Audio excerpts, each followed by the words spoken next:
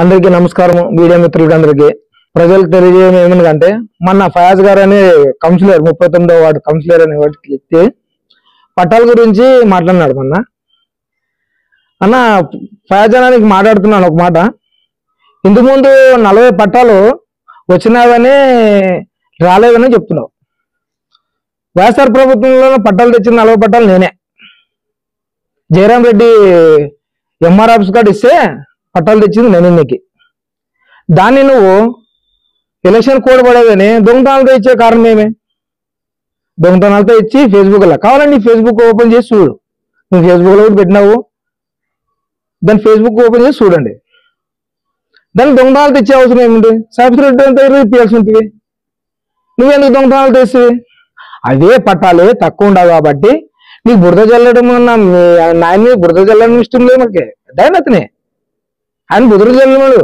వాళ్ళ ఆరోపణ చేసి మా ఇంటికి వచ్చి అడుక్కుంటే నేను ప్రజా దర్బార్ ఉంది కదా, ప్రజా దర్బార్లో పెడితే వస్తుందని వైఎస్ఆర్ ప్రభుత్వంలో కూడా వచ్చినాను నేను. పట్టాలు కావాలన్నా అని చెప్పి గతంలో పట్టాలు కావాలని మీ ఇంటికి వచ్చి అడిగితే నువ్వు గాతరించుకొని పంపిస్తుంది. వాళ్ళ కోపంతో వచ్చి సాఫిరెడ్డి దగ్గర వచ్చి కలిసిరి, ఆటోలు వేసుకొని పోయి సాఫిరెడ్డి దగ్గర పోయి కలిసిరి. ఆటోకి పోతే నిన్ను పిలిపించినాక ఏమన్నా సాఫిరెడ్డి అన్న, నువ్వు ఇవన్నీ అక్కడే చూసుకున్నాను, నువ్వు ఇటు వరకు నా ఇంటి దగ్గరకు వచ్చేస్తావా అని చెప్పి అదే కోపంతో ఆ మహిళలు తిట్టిది నువ్వు. ముస్లిమ్స్ మహిళల్ని, వాళ్ళేం వేరే ఊరు కాదు, వేరే గేరలు కాదు, పక్కింటి వాళ్ళే ఉండేవి. వాళ్ళు కూడా వాళ్ళు రేపు కానీ ప్రెస్ మీట్ పెట్టి చూపిస్తాను నీకు. నువ్వు పిలిపించి ఆ రోజు తిట్టివి. నువ్వు ఎట్లా వస్తుంది, నువ్వు వీడు నా ఇటు వరకు ఎట్లా వస్తారు మీరు, నేను చేసేదంటే చేస్తానని చెప్పలేదు నీకు అని చెప్పి గాతరేసివి. అదొకటి. బురద చల్లడం అంటే నాకేం అవసరం అన్న? మా నలుగురు పిలుచుకొని పోతే నాకు సింపతి వస్తుందని పిలిచిపోయినానా? గతంలోనే నీకు మందిని కలిపింది నాకే, నాకు సింపతి ఇచ్చినావును. వాడికి ఇప్పటికీ మా వాళ్ళు ఇదేరే ఉండరు. నేనేమన్నా వాళ్ళకేమో చెప్తే పోతాను, ఎవరు రమ్మని వాళ్ళదే పని చేస్తారంటే ఆటకన్నా పోతారు ఎవరన్నా. నా దగ్గర వచ్చి ఎవరైనా మనిషి వచ్చి అన్నా నా దగ్గరికి నా పర్సనల్ పని నాకు ఇట్లుందన్నా, నాకు ప్రాబ్లం ఉండాలంటే నేను ఖచ్చితంగా వచ్చి చేస్తాను. అది ఆటి వరకని కానీ నీకు కూడా చేసినాను. ఇప్పుడు రేపు పిల్లి నీకే నాకు సమస్య ఉండదని నీ ఇంటికి వచ్చేస్తాను నేను. అట్లాంటి క్యారెక్టర్ ఉన్నదే. ఏ పార్టీ అయినా పార్టీ కోసమే పని చేస్తాను నేను. నా ఇంటికి ఒకటి ఏది చేయలేదు నేను. అదే నీకు తెలుసు. నువ్వు నన్ను అంటావా బురద వెళ్తావా అని? నాకు ప్రజల కోసం చేస్తాను నేను. ఎవరు సమస్య వస్తా అంటే వాళ్ళు చేస్తాను. నువ్వు బురద వెళ్తావు మా నాయన మీద సింపతి కోసం చేస్తాను. సింపతి ఏముండదు నాకు. ఇన్నేళ్ళు నాకు సింపతి ఇచ్చినావు నాకు.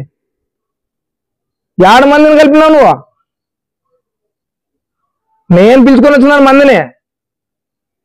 ఇప్పుడేమన్నా ఏంటో ప్రభుత్వంలో జగరికైనప్పుడు నీకే నువ్వు నాకు సింపతి కోసం చేస్తానంటే ఏ పార్టీలో అయినా నికాసుగా పనిచేసినాను నేను. ఎవరి కోసం అనగానే కష్టపడి పనిచేసినాను నేను.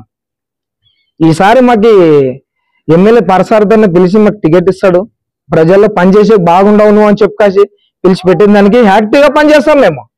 నన్ను ఇది మీద బురద చల్లడం ఏమే? బురద చల్లడం అంటే ఏమంటే, గతంలోన పట్టాలు తీసుకొని వస్తే డబ్బులు అడిగినావు కొంతమందికి, అది చెప్తే బురద చల్లడము. ఇంకోటి స్థలాలు ఇప్పిస్తాను, ఇంకోటి ఉద్యోగాలు ఇప్పిస్తానని డబ్బులు తీసుకున్నావు చూడే, అవి చెప్తే బురద చల్లినట్లు. నీ మీద బురద చల్లే అవసరం నాకు అవసరం లేదన్నా. నువ్వు లీడరే, నీకు బురద చల్లితే నాకేమొస్తుంది? నేను పని చేస్తే గుర్తిస్తారు, ఏం పని చేస్తాడా ఏం లేదా అనేది. పని చేయలేకే తొలలాడతాను నేను, అంతే తప్ప నీ మీద బురద చల్లడం ఏమి? నువ్వు చేసినావు కాబట్టి నీకు భయం పట్టి నువ్వు చెప్తున్నావు. ఇప్పుడు నువ్వు చేయలేంటరా పట్టాలు విప్పి వాళ్ళకి. గతంలోన వైఎస్ఆర్ ప్రభుత్వంలోన కూలిపోయింది, తర్వాత వేరే ప్రభుత్వం వచ్చినాక వాళ్ళు చేయాలి పని అంటే నువ్వు గెలిచినాక నువ్వేం చేసివి? మీ నాయనగా తీసుకుండేది, మీ నాయనగా కట్టించిండేది. ప్రభుత్వంలో ఉంటుంది, నిన్ను గెలిపిస్తున్నా మేము. గెలిపించినప్పుడన్నా నువ్వన్నా పట్టాలు చూడాల్సి ఉంటుంది. ఎందుకు చూడలేదు? 5 ఏళ్ళు ఏం చేసివి? ఇప్పుడు కౌన్సిలర్గానే ఉండవు కదా నువ్వు. ఎంఆర్ అడిగినావు, యాడమ్మ ఎంఆర్ అడిగినావు నువ్వు? ఎంఆర్ అడుగుతారయ్యా? రూలింగ్ పార్టీలో ఉండి కాసి అందులో మా నాయన అని చెప్పి పేరు చెప్పుకాసి నువ్వు కొట్లాడి చేయాలి కదా. నేను చేసినాను వైఎస్ఆర్ ప్రభుత్వంలోనే, నేను పోయి అడిగినాను. నేను పంపించినాను సాబిరెడ్డి ఇంటికి అడగండమ్మని. నన్ను వడ్డీ కట్టలేదు, వడ్డీ కట్టాలని అడగలేదు నేను. వాళ్ళు తీసుకుని డబ్బులకి ఇప్పటికీ వడ్డీ కడుతున్నారు అని చెప్తున్నాను అంతే. వాళ్ళు చెప్పింది నేను చెప్తాను. నేను తీసుకున్నానా, నా కోసం చేస్తున్నాను. ఇవాళ ప్రజలు బాధపడతారు కాబట్టి మాకు ఇట్లా ఎక్కడ న్యాయం అయిపోయానో పిలుచుకోబోతున్నా అంతే. నువ్వు న్యాయం చేస్తానని చెప్పి నీ దగ్గరకు వస్తా, చెయ్యి న్యాయము. ఏమైనా హెల్ప్ చేసినట్టు చెయ్యి. నువ్వు హెల్ప్ చేసేటట్లుంటే వీళ్ళంతా ఎందుకు గోడు చేసుకుంటారు. ఇవాళ ప్రతిదానికి నేనే లీడర్ అనుకోవడం తప్పు. మొన్న మీ నాయన ఉండా, నిన్న నువ్వు ఉండవు, ఈరోజు నేను రావచ్చు, ఇంకోరు రావచ్చు. నన్ను తక్కువ అంచనే చెప్పొద్దండి. మేము ఏడా ఉండాలా అడే ఉంటాం అంతే. మా ఇన్నేళ్ళు బరువు మోసినాం, మీకు అందరికీ బరువు మోసినాము, బరువు దింపుకుంటున్నాం అంతే. ఏం నన్ను దీంట్లో సంపాయాలని, నేను కోట్లు సంపాయాలని కాదు చూస్తున్నా. నేను సంపాదిస్తున్నానా? గతంలో వైఎస్ఆర్ సంపాదిస్తున్నా నేను? మిగతానే ఉంటుంది కదా. నేను ప్రతిదానికి సాబిరెడ్డి పని చేయడన్నా, నన్ను దాన్ని అడగలేనన్నా, మనోజన్న పని చేయడన్నా, నన్ను అడగలేనన్నా అని చెప్తుంటావు. నీ అబద్ధాన్ని కొట్లాడుతున్నాను వెళ్తాను నా గురించి. ఇదే మాట చెప్తుంటావు. ఏమన్నా నా కేసులు పెడతారన్నా, నా కేసులు పెడతారన్నా అడిగితే వాళ్ళు చేయరనా, వాళ్ళు చేయలేనా అని చెప్తుంటివి. ఇట్లేనా నాయకుల లక్షణమా? నా ముందు కొట్లాడాల్సి ఉంటివే. అప్పుడు ఒప్పుతుంది ఇదే నన్ను. ఎప్పుడుదా నీదన్నా చేరుకున్నప్పుడల్లా ఇదే మాటే, ఇదే మాట చెప్తారు. ఇట్లా లీడర్ అయినాక ఎవరిని బుర్రతో చల్లే వ్యక్తిగతం నాతో లేదు. నువ్వు ఏడైనా చూసుకో, గతంలో ఎప్పుడు ఎన్ని చూసుకుంటావో చూసుకో. ఒకనికి పని చేసేనే తప్ప ఒకని దగ్గర మాట పడలేదు నేను ఎడాడ. మీకు తెలుసు మాట. ఇట్లా యావన్ని ఓపి ఇప్పుడు అధికారులు తేలుస్తారు. ఆ పట్టాల విషయమే కదా తేలుస్తారు. దొడ్లను అడిగినావంటావు. దొడ్లు నన్ను అడగడం లేదా? నేను ఆఫీస్ తిరగడం లేదా? కమిషనర్ ఆఫీస్ తిరగడం లేదా? ఎంఆర్ ఆఫీస్ తిరగడం లేదా? చూస్తున్నావు కదా నువ్వు కూడా. ఏం చేస్తున్నారు వైసీపీ ప్రభుత్వం ఉంది? చెప్పు. నువ్వు నన్నే అంటావా? నేను నిజంగా పని చేసిన వాళ్ళని నువ్వు సింపతి కోసం అంటావా? సింపతి నాకెందుకయ్యా? సింపతి నాకెందుకే?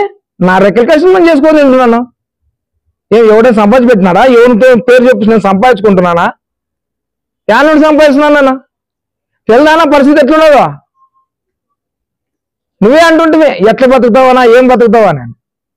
ఏం చేసిన ఎవరేమి? ఈరోజు ఎవరో ప్రజల కోసం వచ్చి నేను ఏదో వచ్చి నేను ప్రజా దర్బార్లో పెడితే వాళ్ళు అడిగినారు. ఎవరు కారణం అని చెప్పాలి కదా. ఎవరు కట్టినారా మీరా అంటే వాళ్ళని పేరు చెప్పినారు. దానికి నువ్వేందుకు ఎగరలాడే పనేమో. ఇప్పుడు ఎగరలాడితే ఎవరు ఊకుండే వాళ్ళు కాదు.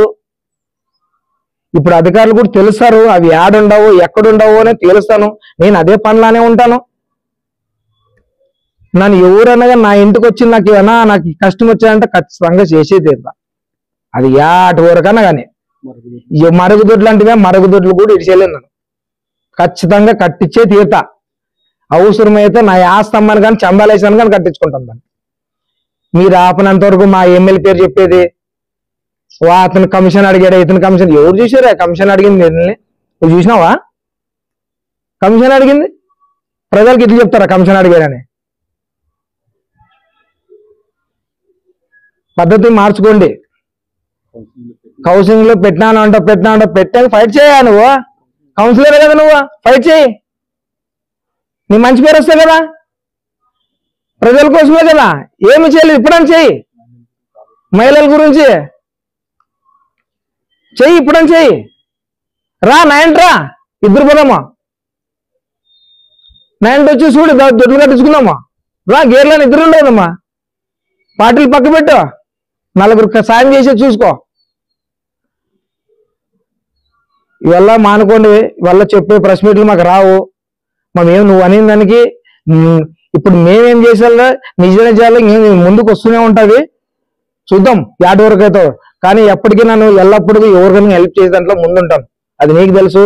అందరికి తెలాలని చెప్పి పెట్టినాను. ఇప్పుడు అందరికి తెలాలని.